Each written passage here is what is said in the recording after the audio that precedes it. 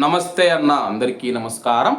కువైట్లో బుధవారం అర్ధరాత్రి నుంచి గురువారం తెల్లవారుజామున అంటే ఈరోజు తెల్లవారుజామున వరకు కువైట్ ఆకాశంలో భారీ శబ్దాలైతే వినపడ్డాయి.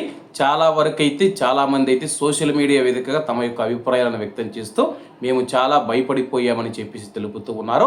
అలాగే ఒక వ్యక్తి కామెంట్ చేస్తూ నాకైతే చాలా భయంగా ఉందని తెలుపుతూ ఉన్నారు. ఎవరు భయపడవలసిన అవసరం లేదన్నా, కువైట్ ఆర్మీ అధికారులు పదే పదే ప్రకటన చేస్తూ ఉన్నారు. చాలామంది కువైట్లో బాంబులు పడుతూ ఉన్నాయని చెప్పేసి భావిస్తూ ఉన్నారు. కువైట్లో బాంబులు పడడం లేదు, మిసైలు డ్రోన్లు వస్తూ ఉంటే ఆ యొక్క డ్రోన్లను కువైట్ ఎయిర్ డిఫెన్స్ సిస్టమ్ మనం చూసుకుంటే గాలిలోనే పేల్చివేయడం వల్ల ఇటువంటి సౌండ్లు శబ్దాలు అయితే వినిపిస్తూ ఉన్నాయి.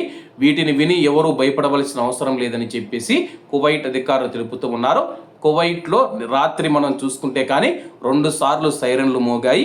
దీనికి సంబంధించి కువైట్ వైమానిక రక్షణ దళాలు కువైట్ దేశ గగనతలంలోకి చొరబడిన వరుస క్షిపణి దాడులు మరియు శత్రువుల యొక్క ఇరాన్ డ్రోన్లను అడ్డుకుంటూ ఉన్నాయని చెప్పేసి రక్షణ మంత్రిత్వ శాఖ ప్రతినిధి కల్నల్ స్టాఫ్ సౌద్ ఆల్ అత్వాన్ గారు గురువారం తెల్లవారుజామున తెలిపారు.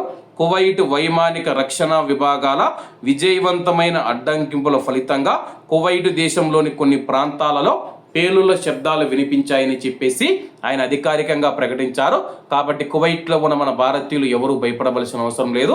కువైట్ దేశంలోని ఆకాశంలోకి మనం చూసుకుంటే డ్రోన్లు క్షిపణులు వస్తూ ఉంటే కువైట్ రక్షణ వ్యవస్థ వాటిని గాలిలోనే పేలుస్తూ ఉండడం వల్ల ఇటువంటి శబ్దాలు వస్తూ ఉన్నాయి.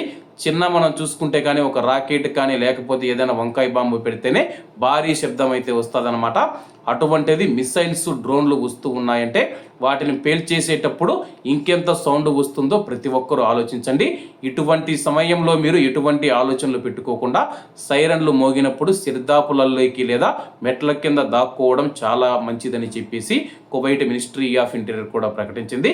కాబట్టి ఎవరూ భయపడవలసిన అవసరం లేదని తెలియజేసుకుంటూ అందరూ బాగుండాలి, అందులో మనం ఉండాలి. అందరికీ నమస్తే అన్న, జై హింద్.